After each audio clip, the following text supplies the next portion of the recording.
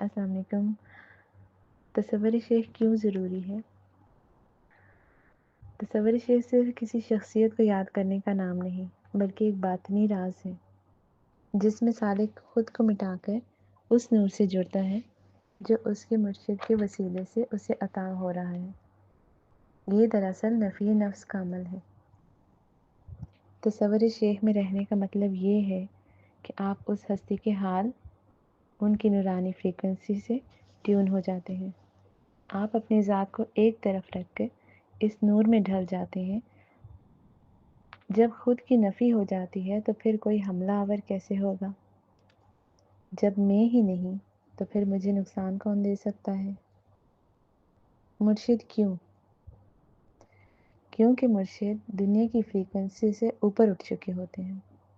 وہ منبع نور، source of نور سے جڑے ہوتے ہیں۔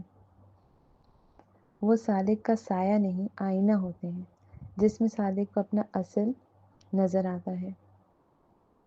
جب طالب تصور شیخ میں اس قدر غرق ہو جاتا ہے کہ وہ خود باقی نہیں رہتا، تو دنیا کے مسائل بھی باقی نہیں رہتے اور منفی توانائیاں بھی اس پہ اثر انداز نہیں ہوتی۔ دنیا ایک مخصوص فریکوینسی پہ موجود ہے اور منفی طاقتیں اسی زمینی فریکوینسی پہ کام کرتی ہیں، لیکن مرشد کامل کی روحانی فریکوینسی وہ اس سے کہیں بلند ہوتی ہے۔ وہ دنیا سے بلند ہوتے ہیں، وہ دنیا میں نہیں رہتے روحانی طور پہ۔